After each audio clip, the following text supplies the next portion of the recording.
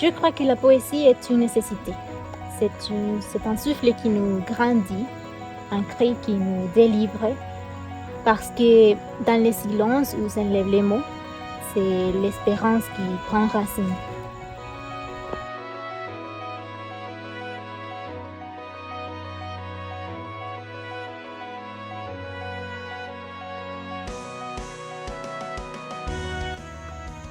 L'espérance, ce poème est né d'un besoin vital, celui de croire encore, même lorsque tout semble s'effondrer.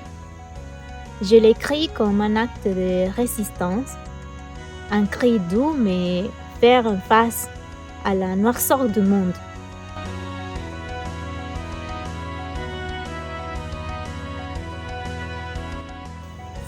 Dans cette partie du poème, ancré, c'est fixé profondément.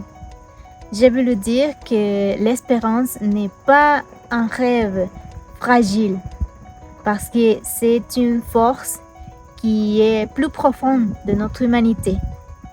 C'est-à-dire que ces parties de la vie, ce sont comme des racines qui nourrissent un arbre.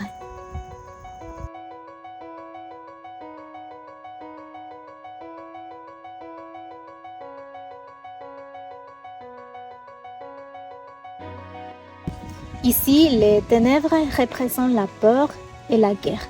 Par contre, les clartés et les flambeaux, ce sont des métaphores de la résistance, de la lumière intérieure que chacun porte.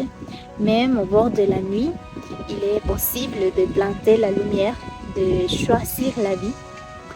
Je veux lui montrer que la lumière n'efface pas toujours l'obscurité, mais qu'elle persiste. C'est l'image d'un espoir incroyable.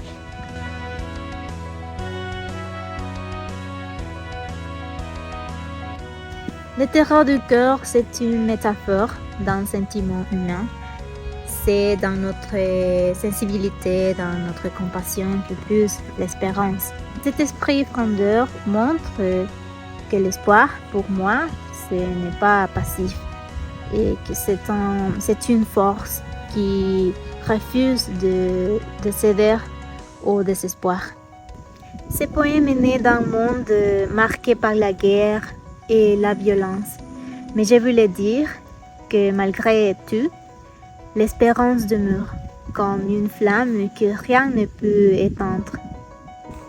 Si mes mots peuvent faire naître une lumière dans le corps de quelqu'un, alors l'espérance aura trouvé un nouveau foyer.